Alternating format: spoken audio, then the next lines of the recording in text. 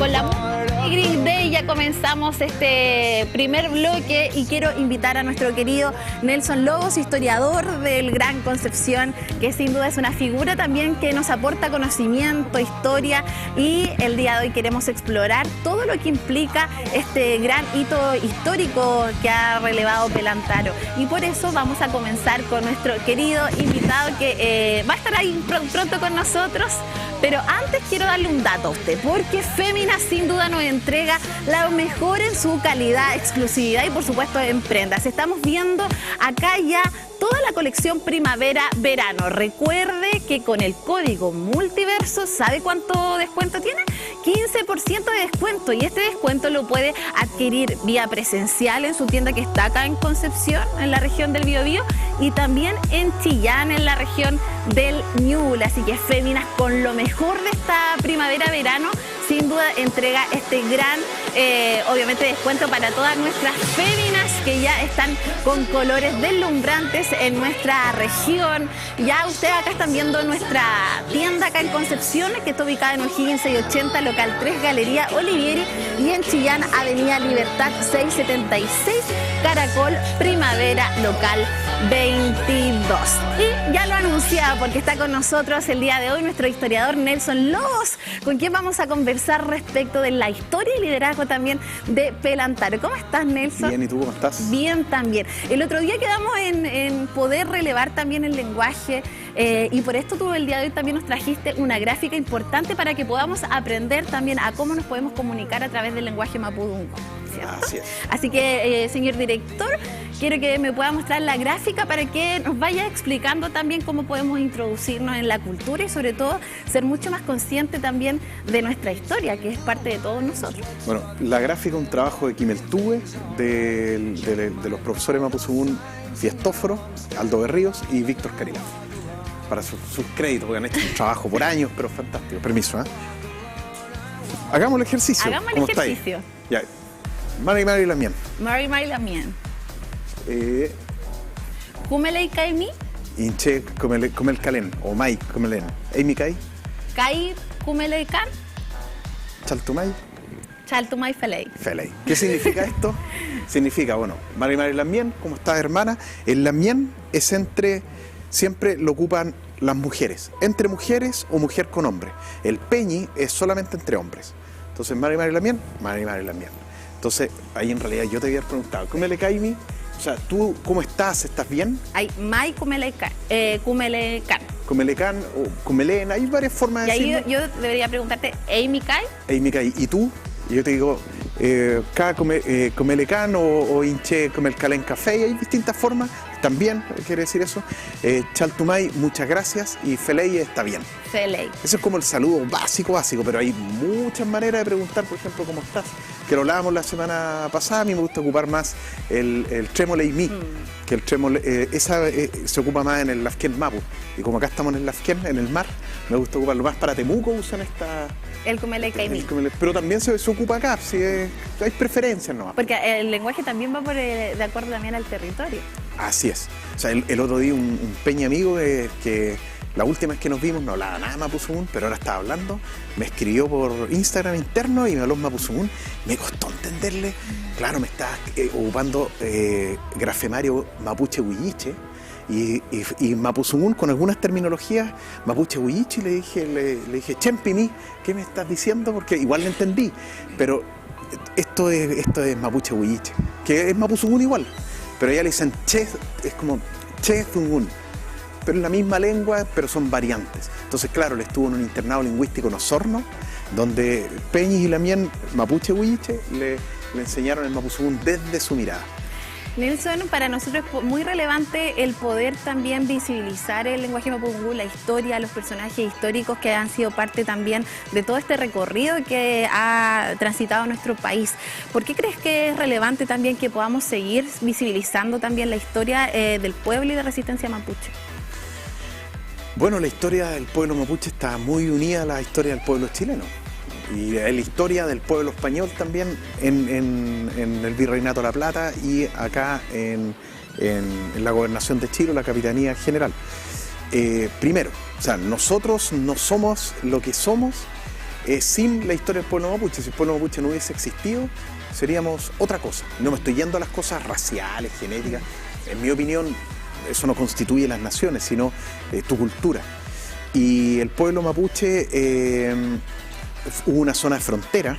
No entendamos frontera como una línea divisoria. El Biobío es una línea divisoria. La frontera es un territorio amplio, donde las influencias culturales son recíprocas. Entonces, la realidad social y cultural de un territorio de frontera siempre va a ser distinto hacia el interior. Santiago, digamos, o Concepción era frontera. ¿Por qué? Porque los sujetos o los actores de las dos naciones se encuentran y se relacionan acá con sus culturas, con sus lenguas distintas, y empiezan a salir, como le llama Sergio Villalobos, los sujetos fronterizos, que son individuos que tienen características distintas. Los mapuches fronterizos muy distintos en muchas cosas a los mapuches más del interior, porque esos conservaban la cultura más pura, digamos, y lo mismo a los españoles de la frontera o a los chilenos, porque estos de acá ya estaban medio amapuchados y estos medio españolizados, chilenizados, pero para acá, al interior, eran españoles. El gaucho es un ejemplo de eso. El gaucho, si bien el gaucho lo tenemos en la zona desde Punta Arenas y la Patagonia hasta la frontera con Paraguay en el lado, digamos, de Argentina, pero el gaucho hoy ocupa Bombacha, pero antiguamente ocupaba la Chivipa. Y el gaucho también hablaba mapuzungún, y los gauchos se metían al territorio mapuche, comerciaban, peleaban de repente a favor de los mapuches, después en contra, eran sujetos fronterizos que al final, si bien su identidad de base era española o argentina después, pero tenían una mezcla tremenda cultural con los mapuches. Entonces eso es importante y nosotros venimos de eso, y sobre todo como penquistas, pues, o ex pencones. Así que por eso yo creo que la historia mapuche es muy, muy importante. Y el poder saludarnos también es parte de lo que nosotros también queremos visibilizar a través de Multiverso, y sobre todo con un historiador tan relevante también como tú, Nelson. Muchas gracias. Y te quiero invitar a que nos podamos sentar a conversar respecto a este personaje que sin duda tiene una gran relevancia dentro de la resistencia mapuche, considerando que fue, de acuerdo también a muchos cronistas, fundamental en lo que fue la batalla de Curalabá. Desde esa perspectiva, ¿cómo se origina? Purén, para los que conocen en la casa antiguamente, hoy ya está seco. Porque es el gran toque de Purén. El gran toque de Purén. Purén tenía muchas vegas, lagunas, islotes. Entonces a los españoles le era muy difícil atacar, porque cuando llegaban, los mapuches se iban a estos islotes y desaparecían. Y no tenían de dónde agarrarlo. Iban con los guampos, iban de islote en islote, no los podían tomar de sorpresa. Entonces era un poco Purén, Lumaco, y todos esos son los nalches, los abajinos, que en castellano sería. ¿Por qué abajinos? Porque están los costinos y empezamos a subir la cordillera Nahuel Buta, y ellos están ubicados entre la cordillera Nahuel Buta y más o menos Angol, pero Angol a veces era parte de los que venían después, los Huentechas. No vamos a hablar de los Huentechas ahora. Y desde Santa Juana hasta más o menos Cholchol. Eso era aproximadamente el territorio Nacche, porque se iban generando alianzas en el tiempo y iban cambiando. Y ahí aparece Pelantaro como uno de los tantos líderes. Pelantaro, Ancanamun, Trehualemu, Guayquinilla, eran como los fuertes todos de la zona de Purén. Y el gobernador, en 1598, se le ocurre salir, va a hacer una visita y llega a Imperial, y Imperial dice: voy a volver. Ese que iba a Angol de vuelta, y salió con 52 oficiales más o menos, con los llamados por ellos indios amigos, que eran mapuches aliados de los españoles, muy relajado, como si fuera un paseo. Y Nelson, desde esa perspectiva, se dice que la batalla también de Curalabá marcó un antes y un después dentro de lo que fue la resistencia mapuche. ¿Qué significó también el rol que tuvo Pelantaro en la victoria, y acá como lo estamos viendo en las imágenes? Es que él fue el que planificó seguirlos con espías, tenía un sistema de inteligencia. Pelantaro tenía un sistema de inteligencia. En esa época, y el que estaba a cargo del sistema de inteligencia era Nahuel Furí, que en mapuzungún quiere decir como Furí es espalda, Nahuel es el jaguar. No es que sea espalda de jaguar, pero hay toda una serie de características. Y tenía ese sistema de informantes que le iban diciendo: mira, va por aquí, va para allá, y ahí caen al amanecer Pelantaro con Ancanamun y Guayquinilla sorprenden a los españoles, sobreviven, creo que sobrevivió un soldado español, capturaron a 2 o 3, los sacrificaron después, y el gobernador, había distintas hipótesis cómo murió, pero lo más probable es que murió con la espada en mano y sin armadura, sin nada, y lo mataron. Entonces, y ahí se levanta ya la rebelión, porque se dieron cuenta, oye, el segundo gobernador que cae muerto, esto fue ahora los de Purén, ¿cierto?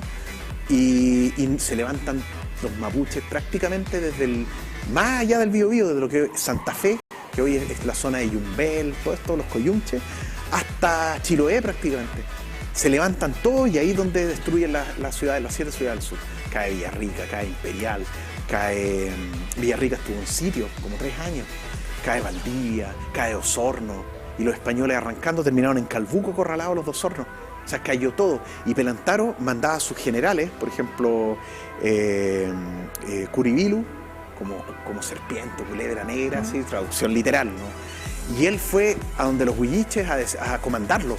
Uno de Purén, había un centralismo también político, fue como Toqui, enviado por Pelantaro a levantar a los huilliches que enfrentaron a los españoles y los derrotaron. Entonces, lo que hizo Pelantaro encendió la mecha de la rebelión. Y tú hablabas de cómo él fue a donde los huilliches, ¿cierto? Y desde esa perspectiva, ¿cuáles eran para que también pudiera liderar todo esto? ¿Qué características a nivel también personal y habilidades también de liderazgo tenía él para poder, obviamente, generar todo este movimiento? De partida era un gran orador, y eso en la cultura mapuche era y es súper importante. Segundo, fue un estratega militar y alguien que logró tejer muchas alianzas en el amplio territorio. De hecho, cuando Pelantaro se puso un poco soberbio y lo capturan. Por todo, a lo mejor por este liderazgo que él tenía. El liderazgo que tenía, pero lo capturaron como en 1612 más o menos, por ahí. Lo capturan de una manera bien torpe, porque va él y se muestra a los españoles en su caballo, y los españoles, oye, pero vamos por él, y lo capturaron. Cae preso, lo tienen en Paiscaví, que todavía existe ese fuerte, no sé en qué condiciones, al sur de Cañete, como saliendo al cruce de Peleco. Esto es lo que hemos conversado, estos hitos que muchas veces quizás no se están cuidan. Llenos de pasto, que están ahí abandonados. Lo tienen ahí y llegan a un acuerdo, y él les propone al padre Luis de Valdivia, que había llegado, el jesuita que venía con la guerra defensiva, que significaba conquistar a los mapuches con el evangelio. Y el ejército al norte del Biobío con una cadena fuerte, y él negoció retirar fuertes del interior. Y Pelantaro le dice, ok, perdónenme la vida, pero yo aquí voy a detener la guerra, porque había guerra. Yo voy a ir a todos los territorios y decir que haya paz, primera cosa. Segundo, te entrego el cráneo, que el cráneo era el rally lonco, o sea, rally es plato literal, y lonco la cabeza, entonces era un plato del cráneo de Pedro Valdivia y de Óñez de Loyola.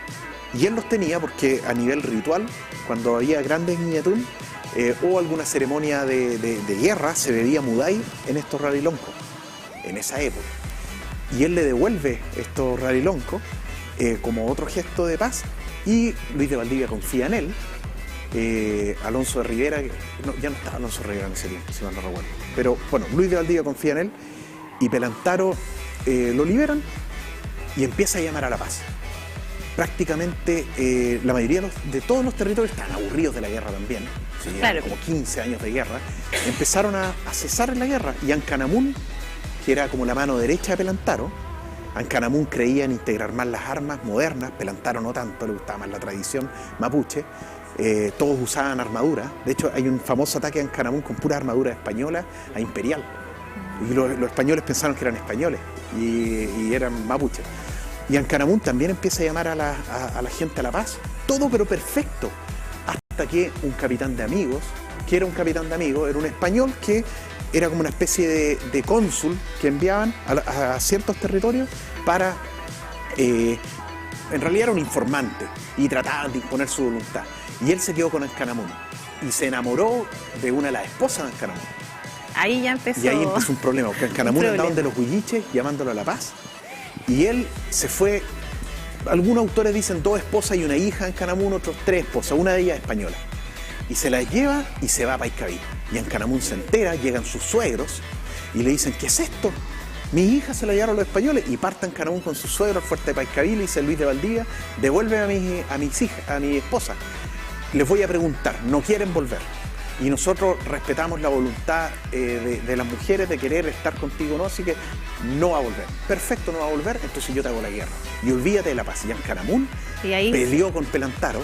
Nunca tuvieron guerra entre ellos, pero la verdad que no como inflaron. Que quizás hubo un quiebre. Un quiebre porque él a raíz de esto volvió a tratar de inflamar la guerra, pero bien poco lo inflaron porque la gente no quería guerra, tenía sus amigos que lo apoyaron, pero en realidad andaba medio en el monte escondido, porque al final Pelantaro mismo también lo pudo haber capturado, pero le permitió seguir y finalmente Ancanamun, donde se desquita, y esta es una historia muy conocida y en Contulmo la conocen muy bien, van 3 jesuitas que envía Luis de Valdivia a parlamentar y Ancanamun los captura, los toma prisioneros en el Valle de Licura y los ejecuta a los 3. Horacio Becchi, el padre Aranda y el hermano Montalbán. Los ejecuta, ejecución ritual mapuche de la época, les permiten orar, porque Ancanamun conocía esa tradición cristiana. Y ahí los españoles, por eso de Ancanamun se habla muy poco, porque también fue un gran estratega y tal vez Pelantaro no hubiese hecho mucho sin Ancanamun. De hecho, algunos autores dicen, cronistas dicen de que Ancanamun, y hablan mucho más de Ancanamun que de Pelantaro incluso, pero levantaron la figura de Pelantaro porque finalmente terminó aliado con los españoles. No fue un Yanacona o un indio amigo, pero sí llamó a la paz. Después desaparece del panorama, desaparece. En cambio, Ancanamun llega hasta Anciano, el cautiverio feliz, que recomiendo leerlo, de Francisco Núñez de Pineda y Bascuñán, lo pillan en Memorias Chilenas, PDF. Él cuenta que en un guiñatún se encontró con Ancanamun y le dice, oye, ven, tomémonos un muday, y se ponen a conversar. Y él le preguntó, ¿por qué mataste a los jesuitas? Y Ancanamun le cuenta a él por qué los mató. Y hay toda una historia que él relata de por qué Ancanamun hizo lo que hizo. Y en realidad el big man, el gran hombre ahí, era Ancanamun, no era Pelantaro. Entonces otra vez caemos en lo que hemos hablado en otros programas. Los egos, en los egos que divisiones. resaltan O'Higgins porque es de mi bando y me conviene, porque los que hoy dominamos es la corriente política de... Y Ancanamun, si bien él también llamó a la paz, pero por esta traición de llevarse a su esposa, o no devolvérsela, empezó la guerra. Nelson, nos parece muy interesante todo lo que estamos conversando el día de hoy. Se nos pasó volando el tiempo. Para ir culminando la entrevista, me gustaría que nos pudieras entregar un concepto respecto de cuál fue el legado, o más bien una reflexión de cuál fue el legado de Pelantaro dentro de la historia y sobre todo desde la resistencia mapuche también, desde todo lo que se ha construido desde el punto de vista histórico. Pelantaro fue clave para el cambio de switch de la guerra. Con Pelantaro, o con Curalaba, digamos, porque no fue solo Pelantaro, o sea, estaban todos estos otros líderes también, fue un cambio bisagra. Unos plantean que en realidad fue Quilín en 1641 y otros planteamos que fue Curalaba, porque en Curalaba cambian las dinámicas, se destruyen las ciudades, los españoles dicen no tenemos los recursos, no tenemos los ejércitos, tenemos guerra en todo el mundo, mejor negociemos con ellos. Y además Luis de Valdivia, con su política de guerra defensiva, empieza a demostrar de que hay posibilidad de empezar a entenderse. No obstante que hubo otras rebeliones y eso culmina en 1641, es como un proceso, en realidad están como unidos. Pero Pelantaro fue uno de los personajes que no solo le dio continuidad histórica a este talento militar del pueblo mapuche, sino que fue uno de los que generó este quiebre que permitió en el futuro tener relaciones diplomáticas exitosas entre españoles y mapuches.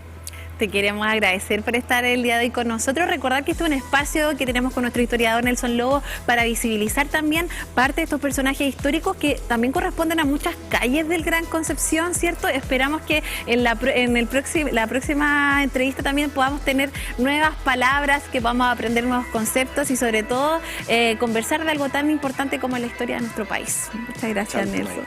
Chaltumay. Nos vamos a una pausa comercial y volvemos para hablar con Joana Fernández.